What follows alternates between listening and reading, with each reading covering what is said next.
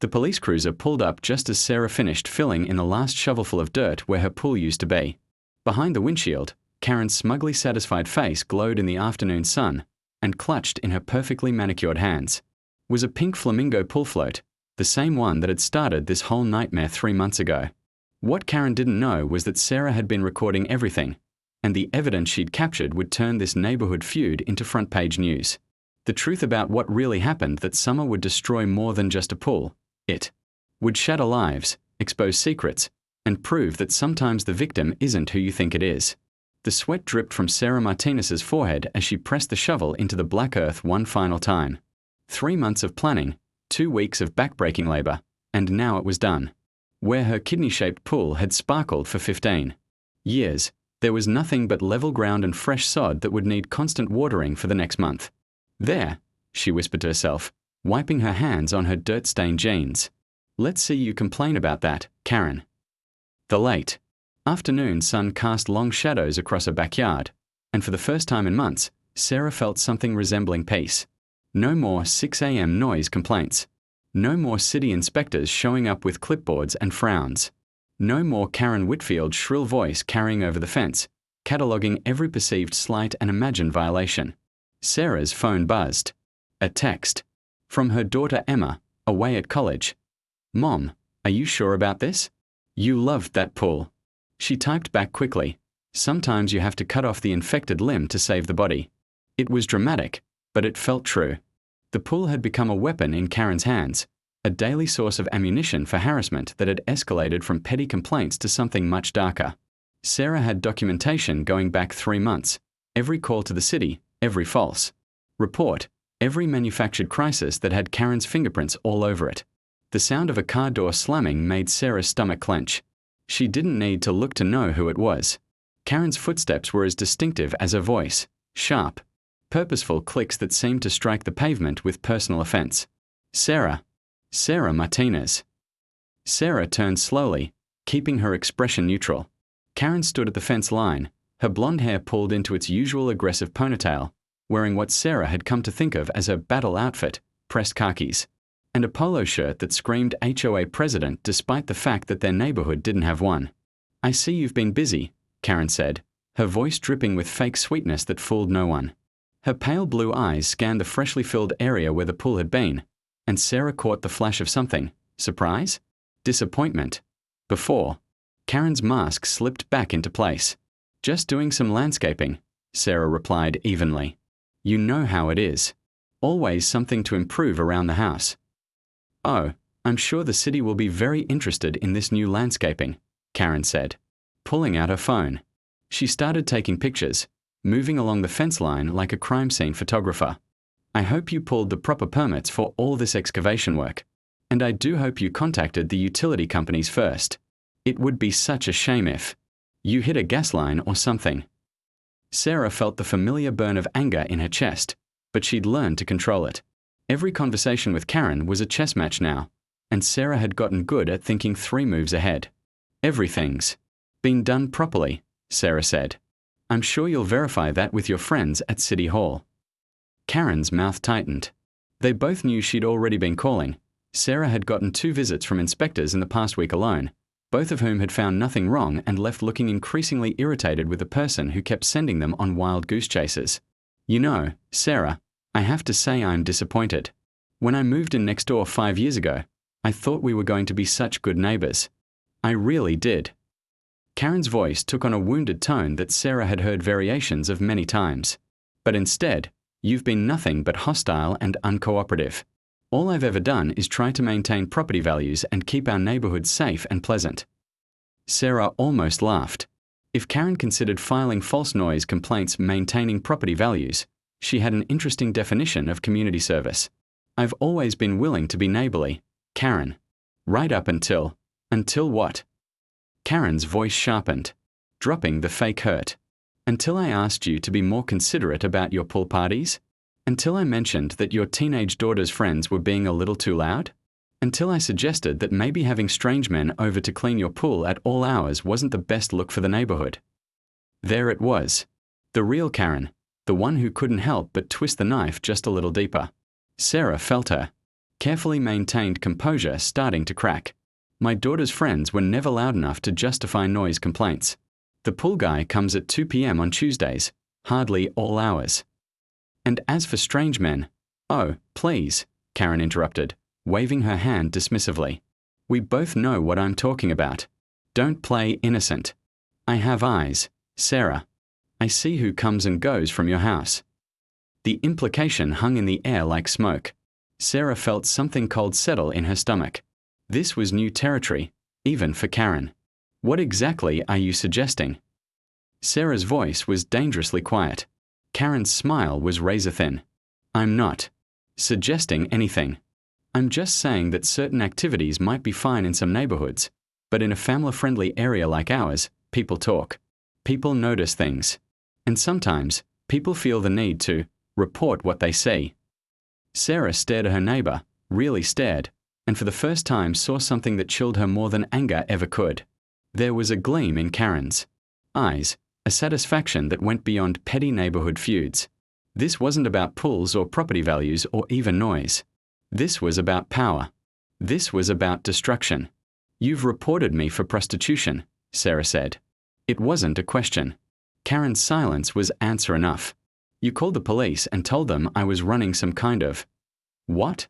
Brothel? Out of my house. Sarah's voice was getting louder despite her efforts to control it. I called and expressed concerns about unusual traffic patterns and activities that seemed inconsistent with normal residential use, Karen said primly. The authorities assured me they would look into it appropriately. Sarah felt the world tilt slightly. No wonder Detective Morrison had shown up last week asking strange questions about her work schedule and who had access to her house. No wonder. He'd seemed confused when she'd answered straightforwardly about her job as a freelance graphic designer and the clients who occasionally stopped by to review projects. You tried to destroy my reputation, my livelihood, over a pool. Sarah's voice was barely above a whisper now, but somehow it carried more weight than shouting would have. I tried to protect my neighborhood, Karen replied, but her voice lacked its usual conviction. For just a moment, she looked almost uncertain. Then her jaw set and the mask was back. If you have nothing to hide, then you have nothing to worry about. Sarah nodded slowly. You're absolutely right, Karen. I have nothing to hide. She pulled out her phone and opened the voice recording app that had been running for the entire conversation. Karen's eyes widened as she saw the red recording button. In fact, Sarah continued, I think it's time everyone knew exactly what kind of neighbor you really are. Karen's face went white, then red. You can't record me without my consent. That's illegal. Actually, in Texas, it's perfectly legal to record any conversation you're a part of, as long as you're not trespassing or breaking into someone's property to do it. I'm standing in my own backyard, Karen. This is all completely above board. Sarah had done her research. 3 months of harassment had taught her to be very, very careful about documentation. You. Karen sputtered, looking for words. You won't get away with this. I'll call the police right now. I'll tell them you're threatening me. Go ahead, Sarah said calmly. I'm sure they'd love to hear about your false reports. Did you know that filing a false police report is a misdemeanor in Texas, punishable by up to 6 months in jail and a $2,000 fine? Karen's mouth opened and closed like a fish. For once in their entire acquaintance, she seemed to have nothing to say. Sarah smiled for the first time in months. You know what, Karen? I think I'm going to enjoy being neighborly again. Starting right now. She turned and walked toward her house, leaving Karen standing at the fence, clutching her phone like a weapon that had suddenly stopped working. Behind her, Sarah heard Karen find her voice again. This isn't over. You think you're so smart, but this isn't over. Sarah paused at her back door and looked over her shoulder. You're absolutely right. It's not over. It's just getting started. As she stepped inside and locked the door behind her, Sarah was already planning her next move. Karen had played dirty for months, using the system against her, filing false reports and spreading malicious gossip. But two could play that game, and Sarah had something Karen didn't, the truth and the evidence to back it up. She opened her laptop and began typing an email to the city ombudsman, attaching the recording she'd just made along with 3 months' worth of documented harassment. Then she started a second email to the loca. Ms. Martinez? This is Janet Chen from the Austin Tribune. I received your email about ongoing harassment in your neighborhood, and I have to say, this recording is quite compelling. Would you be available for an interview this afternoon? Sarah cradled the phone against her shoulder while she poured coffee, feeling a surge of satisfaction. Absolutely. But I should warn you, I have a lot more documentation than just that one recording. Even better. I'll be there at 2. Before Sarah could fully savor her first victory, her doorbell rang. Through the peephole, she saw a familiar figure in a pressed uniform, Officer Bradley, one of the cops who'd responded to Karen's noise complaints back in June. Morning, Ms. Martinez, he said when she opened the door. His expression was carefully neutral, but Sarah caught something. In his eyes, embarrassment? I'm afraid I need to ask you a few questions about an incident reported last night. Of course. Come in. Sarah led him to her living room, her mind racing. What kind of incident? Officer Bradley pulled out his notepad, not quite meeting. Her eyes. Your neighbor, Ms. Whitfield, called around 10 p.m. claiming you threatened her with physical violence during an argument yesterday evening. She says you became aggressive and hostile when she tried to discuss neighborhood noise issues. Sarah almost laughed. Did she happen to mention that our entire conversation was recorded? Now Bradley looked up, surprised. Recorded. Every word. Would you like to hear it? 20 minutes later, Officer Bradley was shaking his head as the recording ended. Ms. Martinez, I have to apologize. This is the 4th complaint Ms. Whitfield has filed against you in 3 months, and frankly, we are starting to see a pattern here. A pattern of false reports. I can't say that officially, but...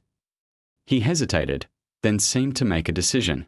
Between you and me, we've had issues with Ms. Whitfield before.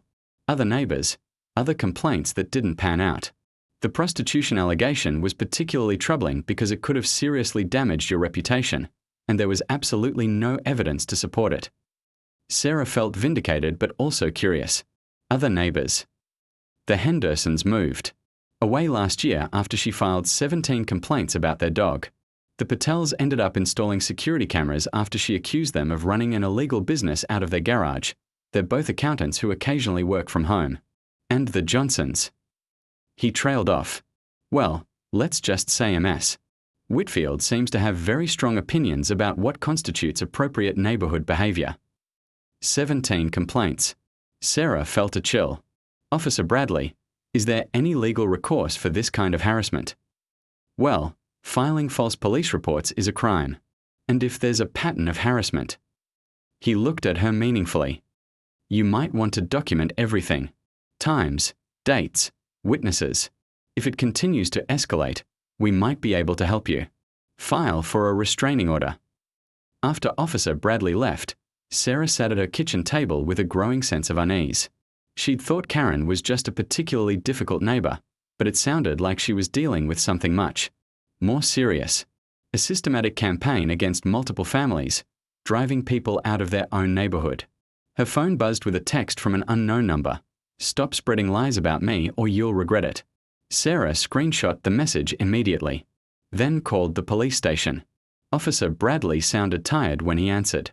She's texting me now, Sarah told him. Threats. Can you forward that to me? We are building a file. Building a file. The phrase sent a strange mix of relief and worry through Sarah. Relief that she wasn't alone in this. Worry about what Karen might do when she realized her tactics weren't working anymore. At 1:45 p.m., Sarah was arranging her documentation on the dining room table when she heard raised voices outside. Through her front window, she saw Karen standing in her own driveway, gesturing wildly while talking on a phone. No, you don't understand. Karen's voice carried clearly across the space between their houses. She's trying to destroy me. She recorded me without permission and now she's spreading lies to reporters. Sarah couldn't hear the other side of the conversation, but Karen's responses painted a clear picture. What do you mean it's legal? It can't be legal. She tricked me. A pause. Well then, change the law. You're on the city council, Marcus. You must be able to do something. Marcus. Sarah made a mental note. Karen had connections in local government. That explained how her complaints always seemed to get fast-tracked while legitimate concerns from other residents got buried in red tape. The doorbell rang right on schedule. Janet Chen was younger than Sarah had expected, maybe early 30s, with sharp eyes and a no-nonsense demeanor that suggested she heard every sob story and excuse in the book. Ms. Martinez? Janet Chen, Austin Tribune. She glanced toward Karen's house, where the phone conversation was still audible. I see your neighbor is having a lively discussion with someone. City Councilman Marcus Reeves, from the sound of it, Sarah said, ushering Janet inside. Janet's eyebrows rose. Marcus Reeves. Interesting. He's been pushing hard for stricter neighborhood compliance ordinances. Very law and order when it comes to property values and community standards.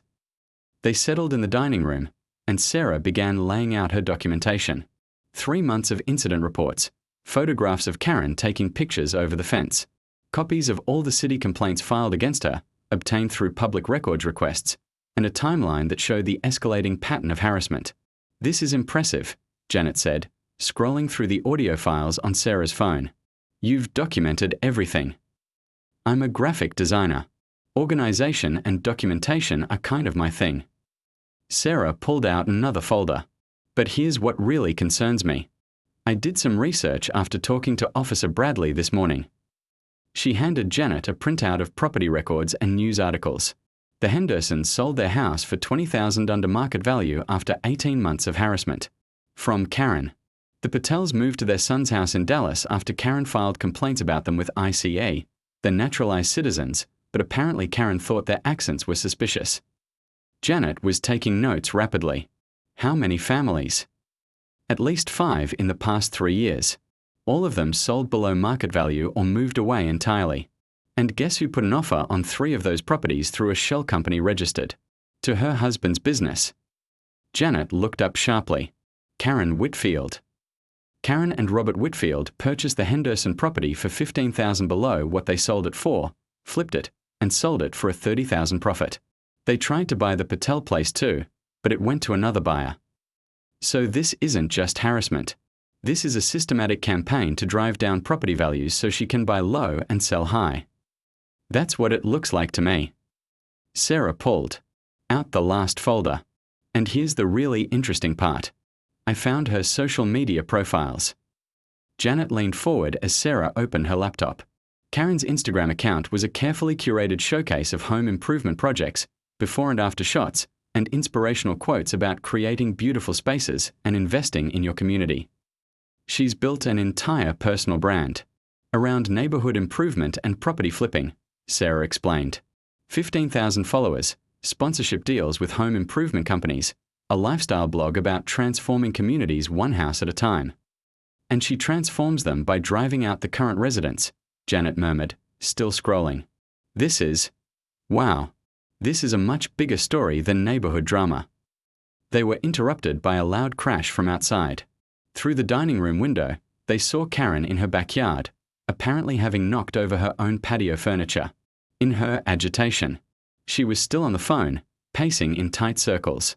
I don't care what it costs. Karen's voice was reaching a fever pitch. She's trying to ruin everything I've worked for. Everything. Janet looked at Sarah with raised eyebrows. Should we be concerned about your safety? Sarah felt a chill. I hadn't really thought about it that way. Ms. Martinez, if this woman has been systematically driving families out of their homes for financial gain, and you're threatening to expose her entire operation. Janet closed her laptop. Maybe we should talk to the police again. As if summoned by her words, Karen's voice suddenly cut off. They looked out the window to see her staring directly at Sarah's dining room window, phone still pressed to her ear. Even from this distance, the fury on her face was unmistakable. Sarah felt her stomach drop. She can see us. Karen said something final into her phone, then hung up. She walked to the fence line and stood there for a long moment, just staring at Sarah's house with an expression of cold calculation that was somehow more frightening than her earlier rage. Then she smiled. It wasn't a pleasant smile. It was the smile of someone who had just made a decision that other people wouldn't like. Karen pulled out her phone again and started taking pictures, not of the property this time, but of Janet's car in Sarah's driveway, of the reporter's license plate, of the dining room window where they sat today. "We need to go," Janet said quietly. "Right now." As they gathered up the documentation, Sarah's phone rang. Unknown number. "Don't answer it," Janet advised, but Sarah was already swiping to accept. "You think you're so smart," Karen's voice was. Sarah spent the night at her friend Maya's apartment across town, but sleep was impossible. Every car that passed on the street below made her heart race. Every notification on her phone sent adrenaline coursing through her veins. At 3 a.m., she finally gave up and sat at Maya's kitchen table, scrolling through social media and local news sites. That's when she found it. "Oh, you've got to be kidding me," she whispered, staring at her phone screen. Karen had posted a video on her Instagram account at 1:47 a.m. In it, she stood in her perfectly manicured backyard, tears streaming down her face, speaking in a voice that trembled with what appeared to be genuine emotion. "I don't usually share personal struggles with you all, but I'm at a breaking point," Karen said to the camera. "For months, I've been trying to address quality of life issues in my neighborhood through proper channels. Simple things, noise, ordinances, property maintenance, basic consideration for families with children. But instead of working together to find solutions, one neighbor has decided to wage a campaign of harassment against me." Sarah watched in horrified fascination as Karen spun a story that bore almost no resemblance to reality. In Karen's version, Sarah was the aggressor, a bitter, unstable woman who had recorded private conversations without consent, spread malicious lies to reporters, and threatened Karen's safety when confronted about her behavior. "I've tried to handle this privately," Karen continued, dabbing at her eyes with a tissue. "But last night, she had strangers taking pictures of my home, documenting my family's private activities. I'm scared, honestly. I'm scared for my children's safety. I'm scared of what she might do next." The video had been up for less than 2 hours and already had over 300 comments, most of them offering support and outrage on Karen's behalf. Sarah scrolled through them, her stomach sinking with each one. "This is horrible. Have you called the police? Some people are just toxic. Stay strong. Can you get a restraining order? This sounds like stalking. I went through something similar with a neighbor. Document everything and lawyer up." But it was the comments from local residents that made Sarah's blood run cold. "Wait, is this about the house on Maple Street? I heard someone there was running some kind of business out of their home. My cousin lives in that neighborhood. She said there have been all kinds of issues with one particular resident. Wasn't there a police investigation about illegal activities at one of those houses?" Karen was weaponizing social media, turning Sarah into a neighborhood pariah before the Tribune article could even be published. Worse, she was doing it with the skill of someone who understood exactly how information warfare worked in the digital age. Sarah screenshot everything, then called Janet Chen. "I saw it," Janet said before Sarah could speak. "I've been monitoring her accounts since yesterday. This is actually good news for us." "Good news? She's destroying my reputation. She's also creating a permanent record of false statements that we can use to prove malicious intent. Sarah, I've been a reporter for 8 years. I've seen a lot of people try to get ahead of negative stories, but this..." Janet paused. "This level of calculated manipulation isn't normal neighbor behavior. This is someone who's done this before." "What do you mean?" "I spent last night digging into her." Background: Karen Whitfield has lived in 4 different neighborhoods over the past 12 years. In every single one, there were complaints filed against her for harassment, and in every single one, she left after purchasing property from neighbors who moved away under mysterious circumstances. Sarah felt a chill. She's been doing this for over a decade. Houston, San Antonio, Dallas, and now Austin. Same pattern every time.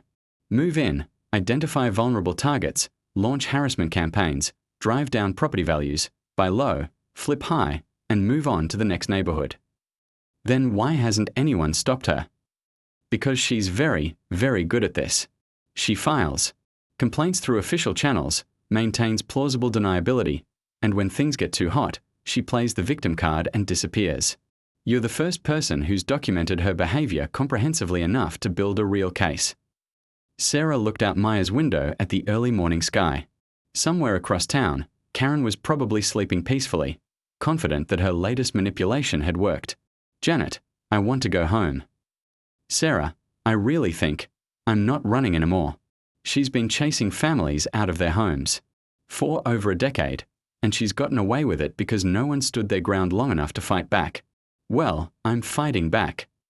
Maya emerged from her bedroom, drawn by the sound of Sarah's voice. Everything okay? Sarah showed her the Instagram video.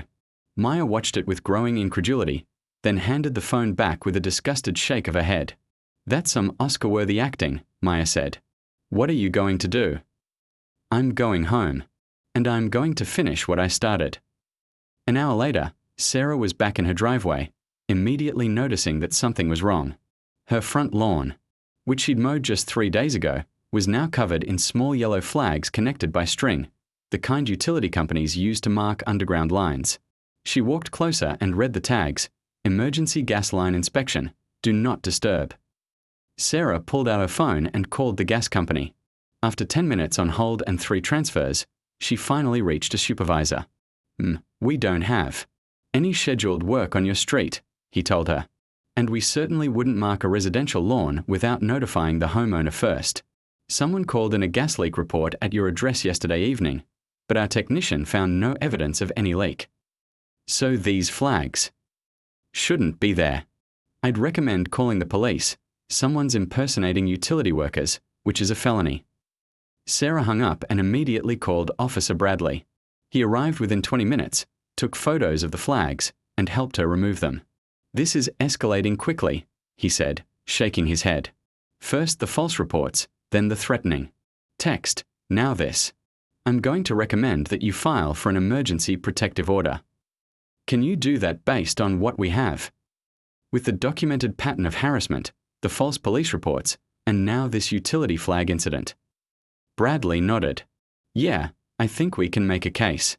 The judge will probably grant a temporary order, and then you'll have a hearing within 2 weeks to make it permanent. As Officer Bradley filled out his report, Sarah noticed Karen's curtains twitching.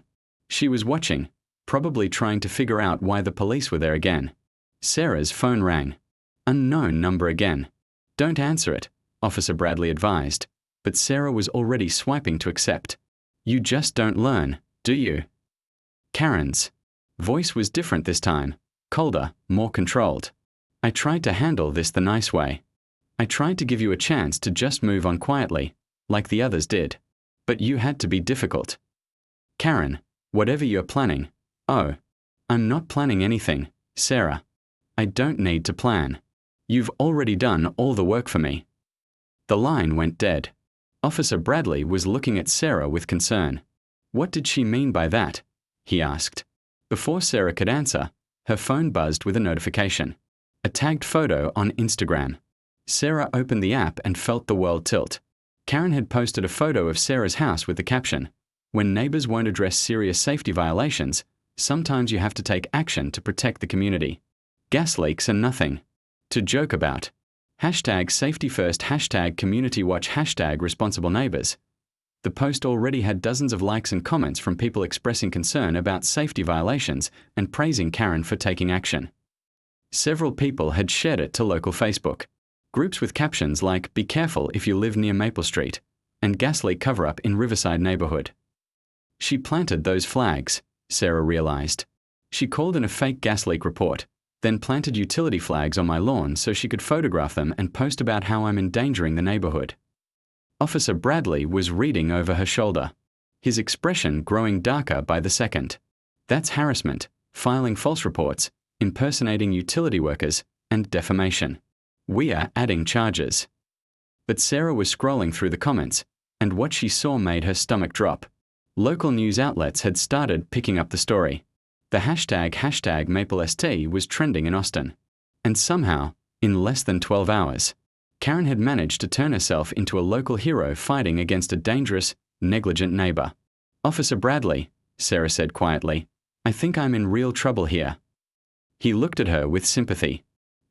I've been doing this job for 15 years. I've seen a lot of neighborhood disputes, and I've seen a lot of people try to manipulate the system. But this." He gestured at her phone. "This is the most sophisticated harassment campaign I've ever witnessed. She's not just trying to drive you out of your house. She's trying to destroy your entire life. Sarah's phone rang again. This time it was Janet Chen. Sarah, we need to move fast. Karen's social media campaign is working. I've gotten 3 calls this morning from people claiming they have information about your illegal activities. And my editor just told me that someone from the city attorney's office called asking about our story. The city attorney. Apparently, someone filed a complaint claiming that our investigation is based on false information and that we are participating in a harassment campaign.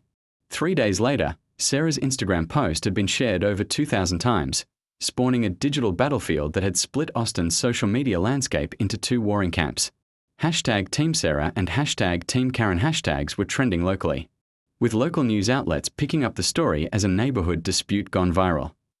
But it was the private message that arrived Tuesday morning that changed everything. Ms. Martinez, you don't know me, but I think I can help you. My name is Detective Maria Santos with the Austin Police Department's Financial Crimes Unit. Can we meet? Sarah agreed to meet at a coffee shop downtown, far from prying neighborhood eyes. Detective Santos was a compact woman in her 40s with serious dark eyes and the kind of stillness that suggested she was always listening for things other people missed. Ms. Martinez, I've been following your case through Officer Bradley's reports, and I think you should know that Karen Whitfield has been on our radar for some time. Sarah nearly choked on her coffee. Your radar. We've been investigating a real estate fraud ring operating in Central Texas for the past 18 months. A pattern of property manipulation involving harassment campaigns, false official complaints, and coordinated efforts to drive down property values in targeted neighborhoods. Detective Santos pulled out a tablet. Karen Whitfield's name has come up in connection with at least 12 properties across 4 cities. She showed Sarah a map dotted with red pins. Each pin represented a property that had been purchased below market value following sustained harassment campaigns against the previous owners. The total estimated fraud value is approaching $2 million, Santos continued. But until now, we haven't had a victim willing to go on record or comprehensive enough documentation to build a prosecutable case. Why didn't anyone else fight back? Most people don't realize what's happening until after they've already been driven out. They're dealing with what feels like random neighbor problems, noise complaints, city violations, social pressure. They don't see the coordinated campaign until it's too late. Santos leaned forward. But you documented everything. And more. Importantly, you've given us something we've never had before. What's that? Real-time evidence of the conspiracy in action. Santos showed her another screen, this one displaying phone records, financial transactions, and communication logs. Karen doesn't work alone. She has a network. City officials who fast-track her complaints, real estate agents who help suppress property values, social media coordinators who amplify her harassment campaigns. Sarah stared at the data, feeling pieces click into place. The city councilman. She was calling Marcus Reeves. Among others, we've identified at least 6 city employees, 3 real estate agents, and 2 social media consulting firms that appear to be part of the operation. Santos's expression darkened. Ms. Martinez, what you've stumbled into isn't just neighborhood harassment. It's organized crime. The coffee shop suddenly felt too small, too exposed. Sarah looked around nervously, half expecting to see Karen's allies lurking at nearby tables. Are you saying I'm in danger? I'm saying that operations this sophisticated don't usually fold when one victim fights back. They escalate. Santos closed her tablet. Which is why I'm here. We want to offer you protection in exchange for your cooperation in a federal investigation. Federal? Mail fraud, wire fraud, conspiracy, civil rights violations under color of law. This case has federal jurisdiction written all over it. The FBI is already interested.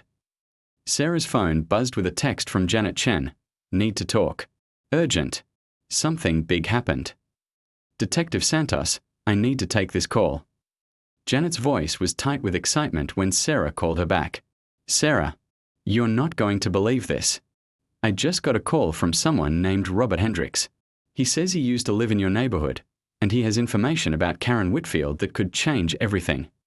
Robert Hendricks. The name sounded familiar. Sarah thought back through her research, then it hit her. Wait. Hendricks. Not Henderson. Hendricks. The family that moved away after 17 complaints about their dog. That's them. Apparently, they didn't just move away, Sarah. They were forced out after Karen orchestrated a campaign that included false animal abuse reports, anonymous complaints to their employers, and, get this, staged incidents designed to make their dog appear aggressive. Detective Santos was listening intently to Sarah's side of the conversation.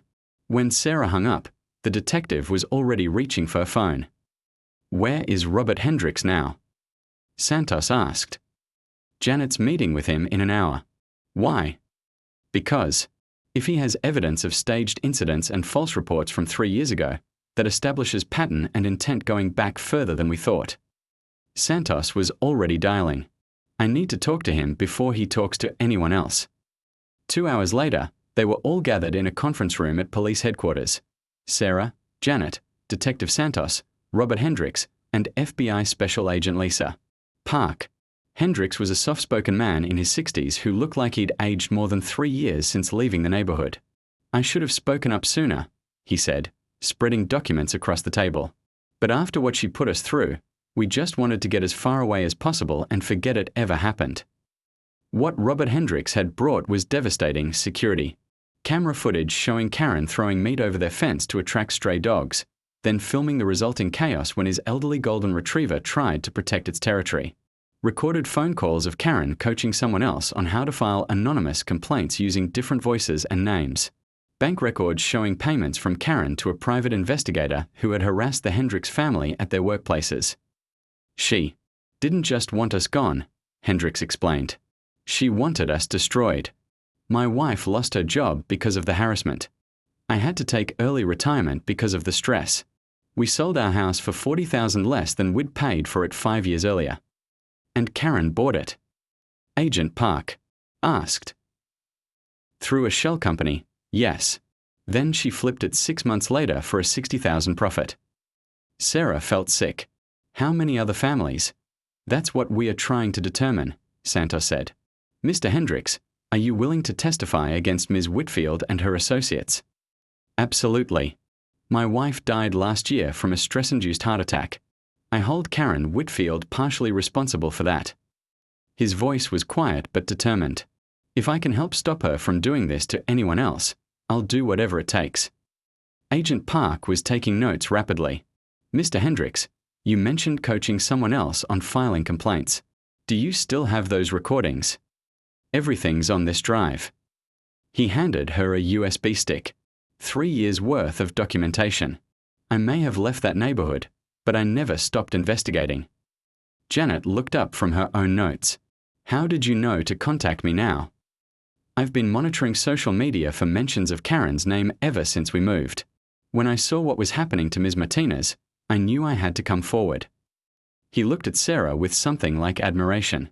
You're the first person who stood their ground long enough to expose her. Detective Santos's phone rang. She stepped away to answer it, but Sarah could hear fragments of the conversation. Search warrant approved. Financial records. Coordinated arrest. When Santos returned, her expression was grim. We just got word that Karen Whitfield has booked a flight to Phoenix leaving tomorrow morning.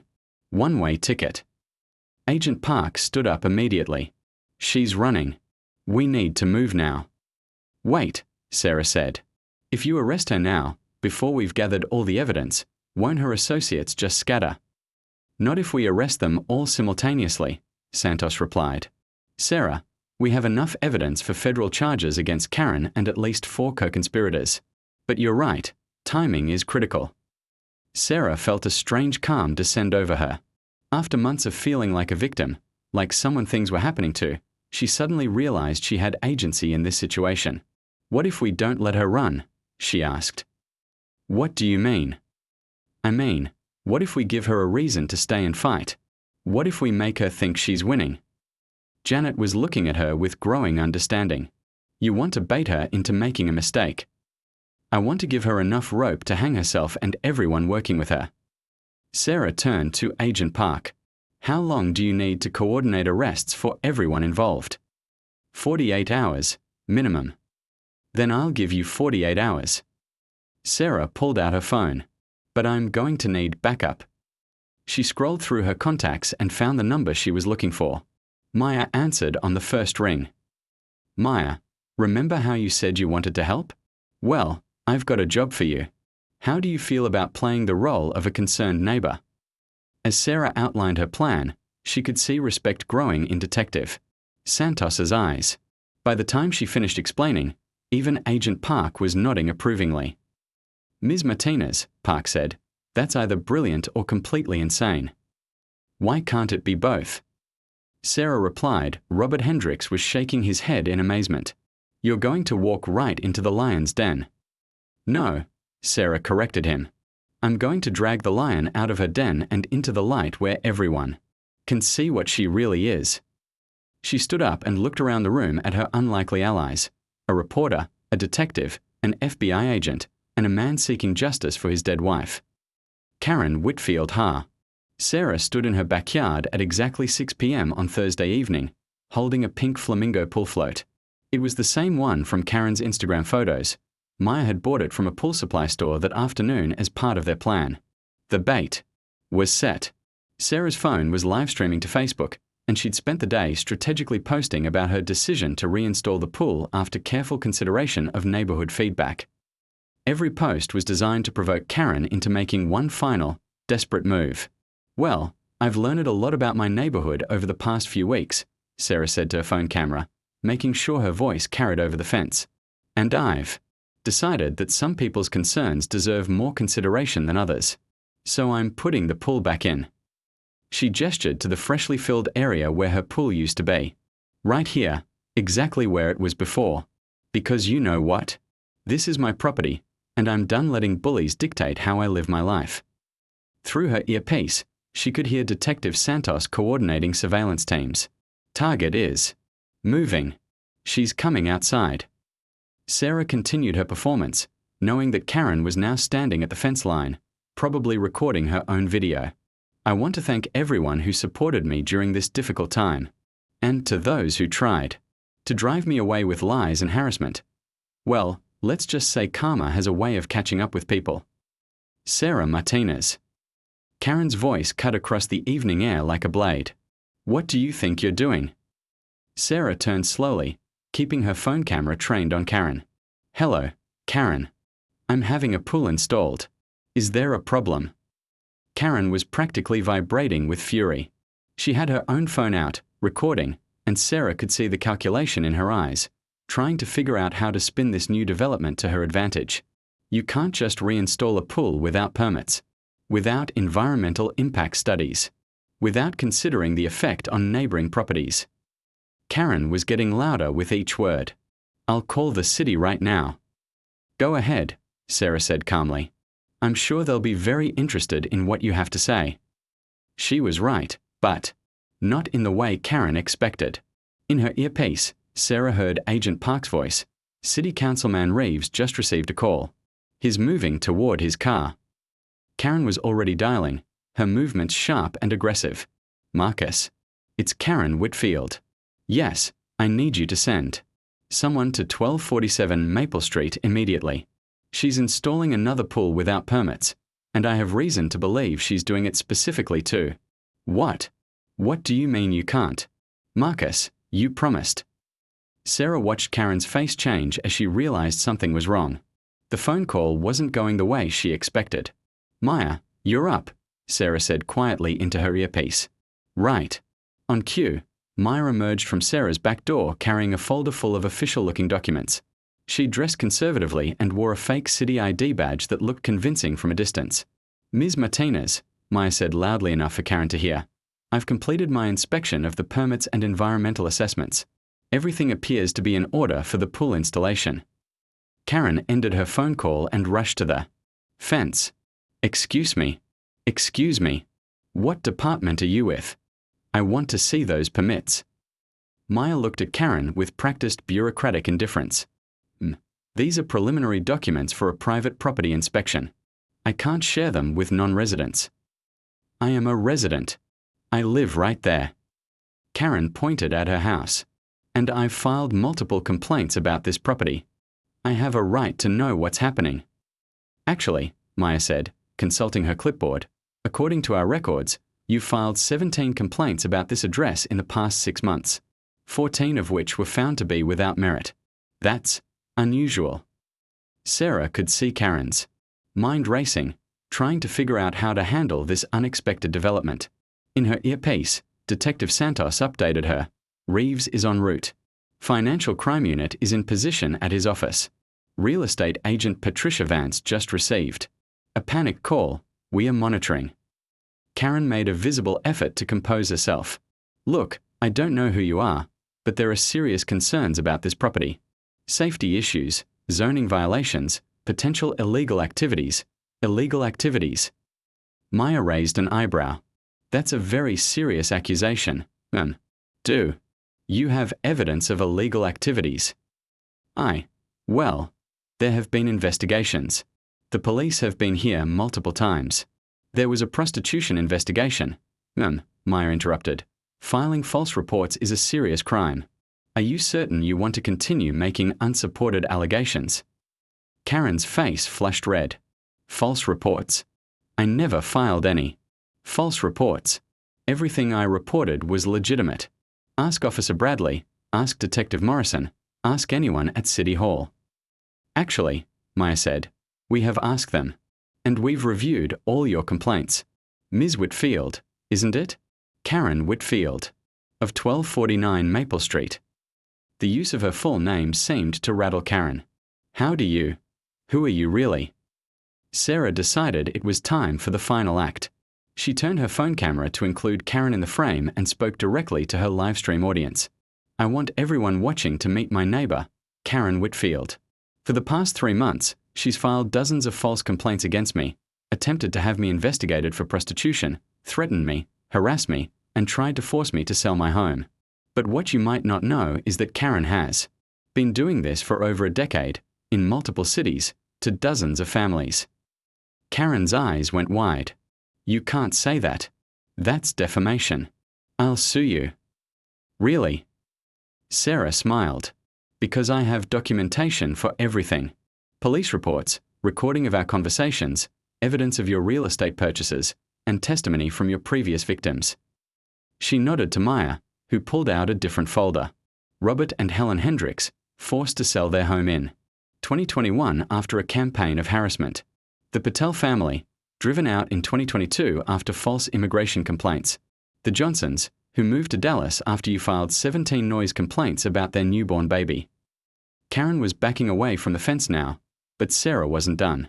And here's the really interesting part, folks, Sarah continued, addressing her phone camera. Every single one of those families sold their homes below market value. And every single one of those homes was purchased by shell companies connected to Karen and her husband Robert. They've made over $2 million driving families out of their neighborhoods. That's not, you can't prove. Karen was stammering. Now, her carefully maintained composure completely shattered. In her earpiece, Sarah heard the word she'd been waiting for. All units, go. All units, go. Maya dropped her act and pulled out a real badge. Karen Whitfield, I'm Detective Maria Santos, Austin Police Department Financial Crimes Unit. You're under arrest for conspiracy to commit real estate fraud, filing false police reports, harassment, and mail fraud. Karen stared in shock as Detective Santos, not Maya, read her rights. Around the neighborhood, Sarah could see other police vehicles moving into position. Through her live stream, she could see the comment count climbing past 10,000. This isn't over. Karen screamed as the handcuffs went on. You think you've won, but this isn't over. I have connections. I have friends. They'll never make these charges stick. Actually, Agent Park said, appearing from around the corner of Sarah's house, your friends are being arrested right now. Marcus Reeves, Patricia Vance, David Chen from the City Planning Office, and about 6 others. Turns out when you build a criminal conspiracy, everyone talks when they get caught. Karen's face went white. Who are you? FBI Special Agent Lisa Park. And Karen, you're absolutely right about one thing. This isn't over.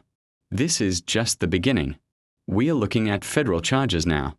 Mail fraud, wire fraud, conspiracy, civil rights violations. You're looking at 20 to 30 years. The live stream was exploding with comments. News outlets were already picking up the story, and Karen Whitfield, for the first time in over a decade, had no control over the narrative. As they led Karen away in handcuffs, she looked back at Sarah with pure hatred. You have no idea what you've done. No idea what this will cost you. Sarah looked directly into her neighbor's eyes and smiled. Karen, for the first time since I've known you, you're absolutely wrong.